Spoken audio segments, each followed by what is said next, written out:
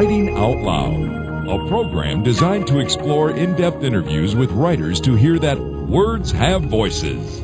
Our hostess for today's program is Teresa Miller, Executive Director for the Oklahoma Center for Poets and Writers at OSU Tulsa.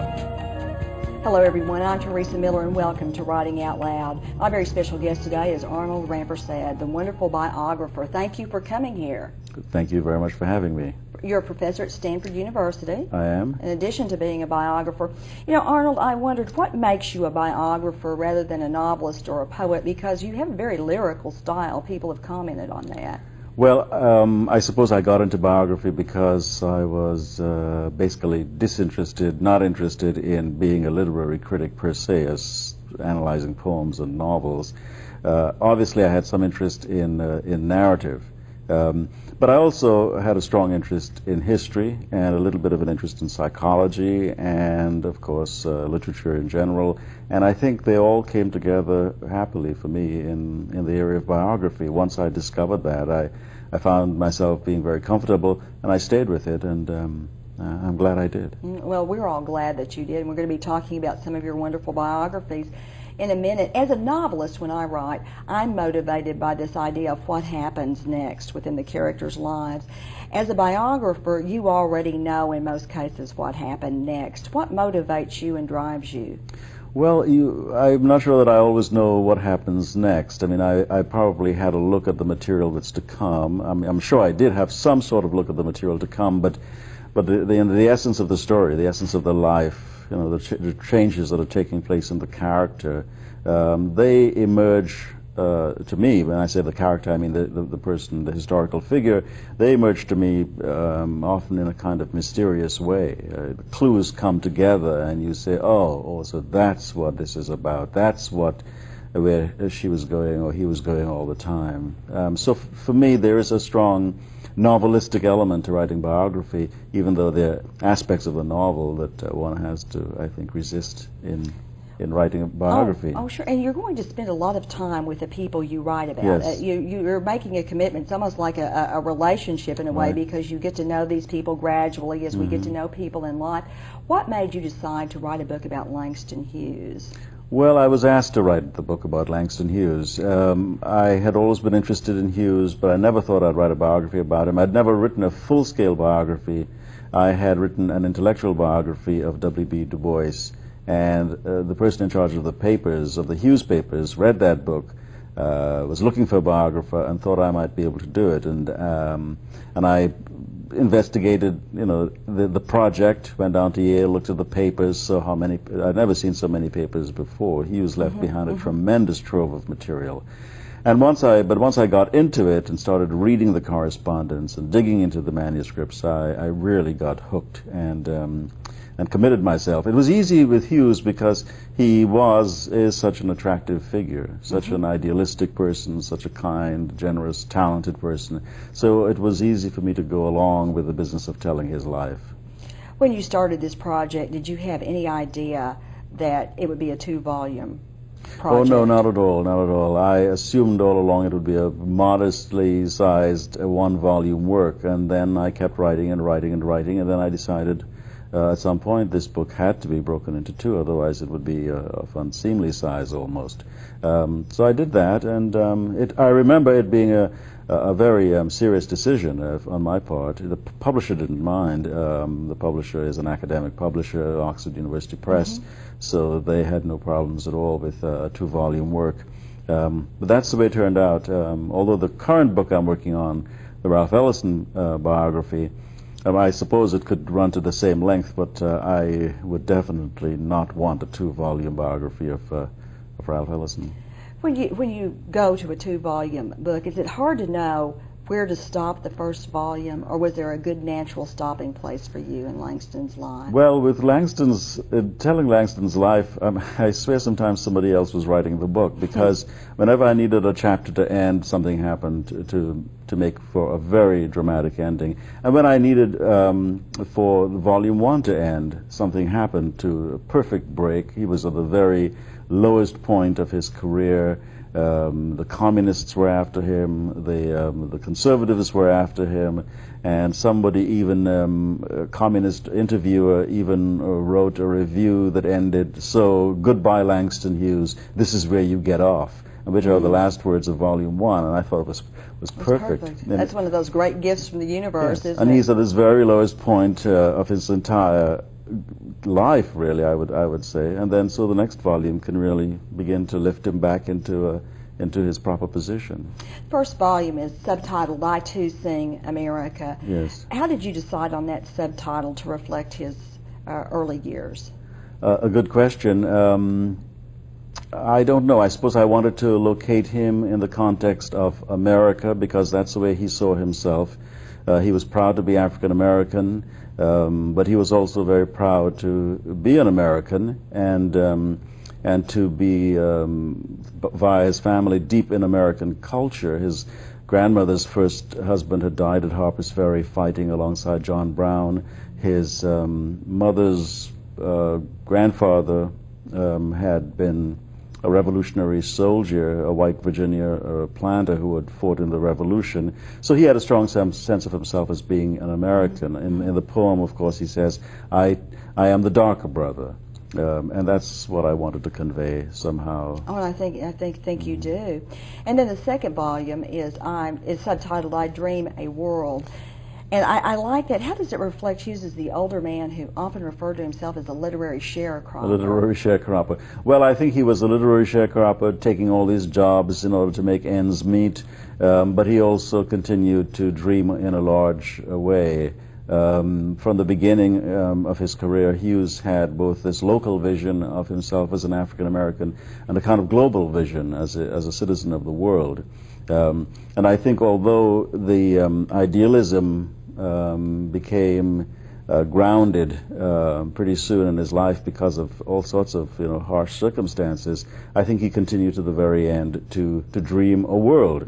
Literally, I mean, he translated, for example, 3 books from the Spanish. He translated 3 books from the Spanish, 1 from the French.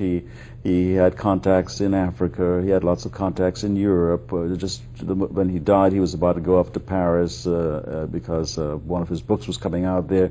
He was a kind of global figure, and so he always dreamed a world, I think. That's nicely said. I have to bring this up. Professor Bloom has suggested that the writing of your book is so good that it outshines Hughes, and you take exception to that in the afterword to volume 2 of your Hughes work. Well, I take gentle exception to it. Well, it's hard. That's a very nice thing to say. It's a nice thing to have said of one's work, but still, it's not a compliment I really want to accept because I have a much higher opinion of the work of Langston Hughes than does Professor Bloom. I think he's wrong in this instance. He's a wonderful critic, but I think he's wrong in this instance. I think Hughes's work, some of it has a way of seeming sentimental, too romantic, trivial perhaps. But I think again and again, people who come in contact with the body of poetry and the larger work and see its relationship to life as it is actually lived, and see its optimism, its humor, its Americanness, marvel at Hughes's creativity. And I think that Professor Bloom is simply, not accepting these criteria as appropriate criteria for judging a writer. But Hughes is a wonderful person for encouraging people to love literature, to learn about literature, and then to love literature. So it's all right. I mean, that's an academic point of view. I respect academic points of view since I'm an academic, but I don't accept it in this case. Do you have a favorite poem by Langston Hughes? There are some I like. There's a little one called Afro-American Fragment, So Long, So Far Away as Africa, that I like. There's a marvelous poem called Trumpet Player that used to be called Trumpet Player 52nd Street, where he talks about the speaker of the poem looks at a black trumpet player in a jazz club, and he is playing, and he talks about where this music comes from. And he has a marvelous line in there, something about the trumpet player does not know upon what riff the music slips its hypodermic needle to his soul. but slowly he has a sense of it's the music, the experience of his life, the experience of history, the trouble of history, the pain of history, being transmuted into this beautiful music. But at the same time, it's a little bit like the heroin addict getting a drug, a narcotic. So it's this mixture of pain and pleasure and art, creativity and life. And that's essential Hughes. That's where he figures. Obviously, you spent a long time working on this project. How long did it take you to write these 2 volumes? Well, I think from start to the emergence of the second volume, about 9 years. But I wasn't working at it full time. When I had to teach, I couldn't do a lot on it. And over the summers and when I had time off, I would give myself to the project. When you spend that long on a project, is it hard to let it go? I mean, Langston Hughes was a part of your life for 9 years. Do you still think about him? Do you still read things about him? Or have you let it go? Well, it has not let me go. For one thing, by order of the courts, at some point I became one of the 2 administrators of his estate. So I now have a kind of almost proprietary interest in Hughes, although I don't profit from the relationship. But I am interested in helping Hughes scholarship along, and so I'm willing to go anywhere and do anything just about to further Hughes's reputation, because I feel I have an obligation to do that. I think that's terrific. I also want to talk to you about this book you wrote with Arthur Ashe. He called you and asked you to help him write his autobiography. Yes, he knew he was, I guess, dying of AIDS, and and I didn't know that. The world didn't know that when he called me. Only subsequently did I discover that he was so terribly sick. Or maybe I have the story wrong. I think when I met him, we didn't know, but I think. When he called me and said he'd like to write a book, by that time he had in fact announced that he had AIDS, and we had to do the book very quickly. Did you have any reservations about writing a book with someone, because you've been doing works on your own? You've written this book on your own where you had complete control. Were you at all concerned about what that would feel like? Well, because I teach autobiography a fair amount and I write biography, I thought the next logical step would be to try to write somebody's life alongside the person, to help write an autobiography.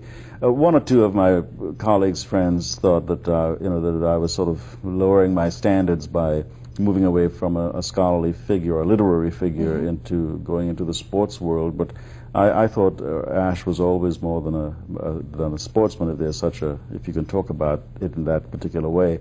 So I never regretted that. But and I'm glad I did the work with him. I would think so. And I wonder, as you get this awareness of his time being short, that he's wanting to make his final life commentary here. What does that do to you as the partner in this project? It got to be an emotional experience for you as well. It was somewhat emotional, but I couldn't allow emotion to get in the way of the final project, of the product. All along I knew I would have to write the book. I would have to write virtually every line in the book. The book would have to come out. The book would have to come out in timely fashion. Obviously, Arthur could not write the book on his own, otherwise he would not have called me in. I had to imagine it for him, work with him on it, shape the story. He obviously had many things he wanted to say. I had to find a coherent way of bringing a narrative together. He was an extremely intelligent person and highly principled, and he was an author himself. So it was great to work with him, but always daunting and always humbling because of the kind of person he was, because of the pressure he was under, the pressure of imminent death. And in fact, he did die just before the book was finished. You've written a biography of another sports figure, Jackie Robinson, and that's the name of the biography, I believe. And I'm sure you would say that he was more than just a sports figure as well. I hope so. Yes, he was. And in fact, that's one of the reasons, that's perhaps the principal reason I took on the book, where it's simply a baseball story, and I'm not really eminently qualified to write such a story. Are you a fan, though? I like baseball, but I didn't grow up with baseball, and I think you have to grow up with the sport, I believe, to really, especially a sport as complicated in its history, as intricate in its history as baseball is. I didn't grow up with it, but I do admire the sport. But Mrs. Robinson, quickly convinced me that there was more to her husband's life than baseball. There was that long period before baseball and a long period after baseball, his involvement with the civil rights movement, with business, with all sorts of interesting aspects of American life. I decided also it would be a nice challenge to have sure. to.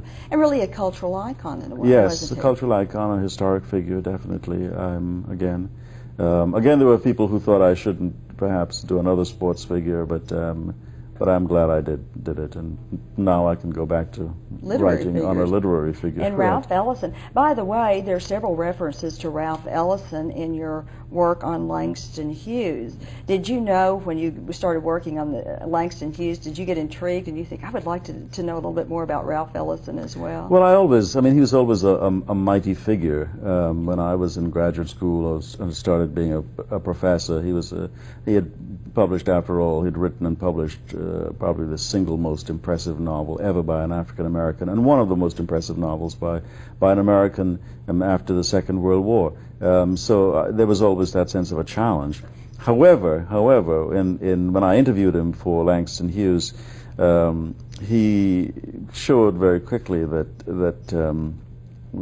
he had many reservations about Hughes. Well, I was going to ask you about that. I wondered about what was his opinion of Langston Hughes as a writer and as a man. Well, he met Hughes the second day he was in New York in 1936. In July 6th of 1936 they met, and Hughes helped him a great deal.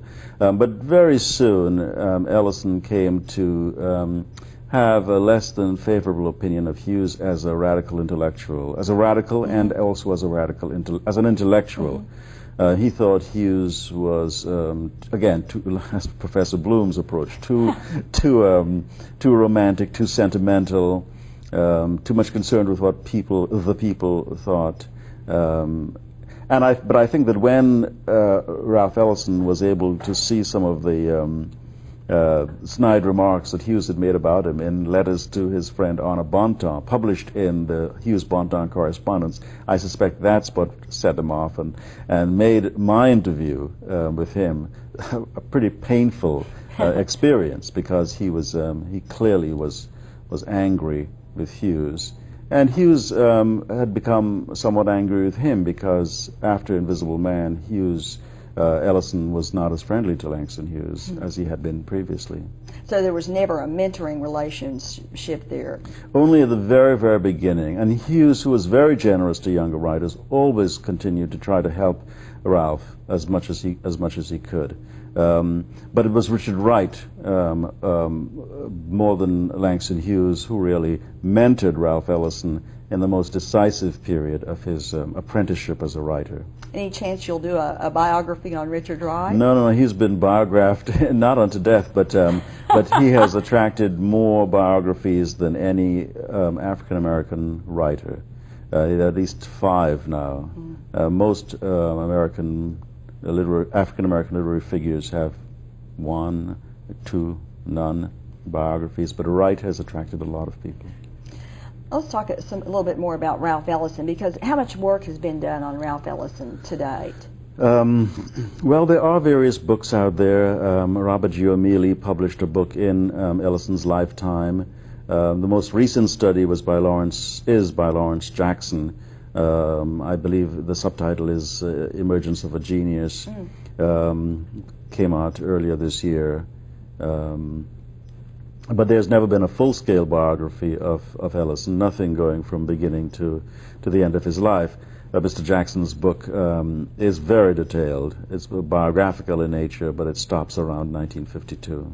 As a biographer, is it important for you to read everything that other people have written about the person you're writing, or do you avoid doing that for fear it might sway you in a particular way?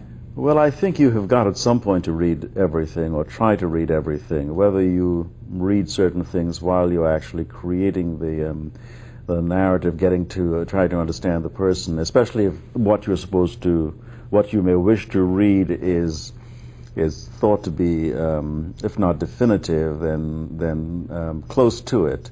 I can understand avoiding that kind of reading. But sooner or later, you have got to read everything before you present your book to the public, I think.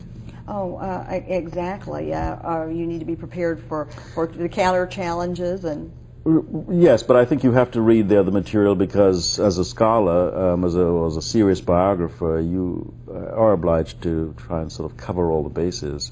That's the conventional form of research we think of. You go, you Yes. study in the libraries, you read everything that's been written. What are some of the other approaches you use to get to really know someone like Ralph Ellison? Well, I mean, I can't think of them offhand, except to say that in a very general way. I mean, so much so much understanding comes not from some method, but from a kind of creative impulse. It's hard to talk about it without sounding a little bit pretentious, but the facts alone don't give you the life. I mean, you've got to intuit a whole lot. Some of it is detective work, so some of it involves sort of remembering and associating in ways that perhaps you should be able to associate if you're an intelligent person. But a lot of it, I mean, and the best of it is temperamental, I think. I mean, the process has to be close to the process that overtakes one writing a story or a long novel. Surely that has to be the case, but that brings with it its own set of problems. I mean, how far do you indulge the imagination? Because that's what we're talking about, the imagination. I mean, there was a time when people assumed that somehow historians did not need imagination, but that nothing could be further from the truth. All the great historians have been people of great imagination. It's a marriage of the facts with the imagination that produces great history. You have a danger, as I've said, letting the imagination go too far, run roughshod over the facts. But still, if you do not have imagination as a historian, as a biographer, needless to say, as a writer of fiction, you have nothing. I remember you once have writer's block. Right. I remember once reading a review of a novelist in the Washington Post, and the reviewer said this novel has been under-imagined. I couldn't imagine a more devastating comment. No. Under-imagined. No, I clearly, I think so. But biographies all the time, I think, are under-imagined. Well, I think that's a good point. Certainly yours are engaging reads, and exciting lives, extraordinary lives should be interesting reads. They should be. How could you can temper a life down so much that it loses all of its spirit and it's not real. You mentioned facts, and I have to ask you a controversial question about documentation of the facts when you go out and do your research, because there have been a lot of stories lately about well-known historians who haven't properly documented their published works. Well, I think that's unfortunate. I think that if you're a very popular biographer, if you don't have an academic apparatus around you, the kinds of support that perhaps you should have, I can understand it if you cut a corner or two.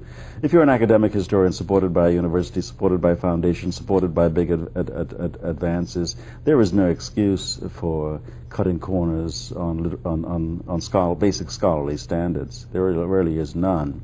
I myself, writing the Langston Hughes, perhaps set myself to too severe standards. I always thought if I said the water was deep under the boat, it's because I checked the engineer's log and saw that the boat dropped anchor in 6 fathoms off of Dakar in Senegal.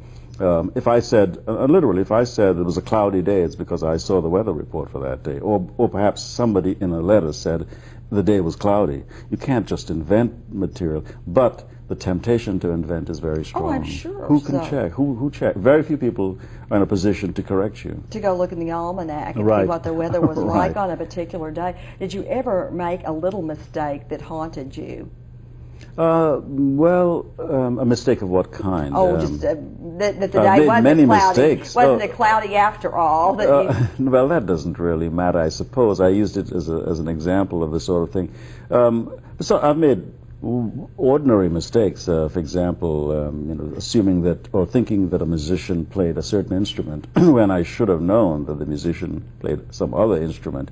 that's an honest error, I think. I think the key phrase is the honest error, Yes. as opposed. Aren't there always going to be some honest errors? Absolutely, No matter there's how no hard book. you try, because you're dealing with such a volume of Right. material. There'll always be typos. There'll always be honest errors.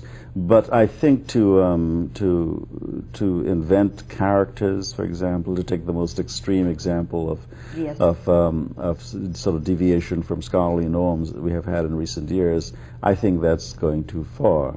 I mean, that one was done out in the open air, so to speak. Everyone knew it was being done, so it had certainly that was considerable defense. That was not an attempt at duplicity. It was an attempt to dramatize the life. But other kinds of playing with the facts, I think, can't really be tolerated. Who are some of the biographers you admire? Well, I like mainly the old guys, the old school, Lytton Strachey, even though that's Bloomsbury. Bloomsbury, right? I like Leon Adele. I like the famous biographer of Joyce, Richard Ellman.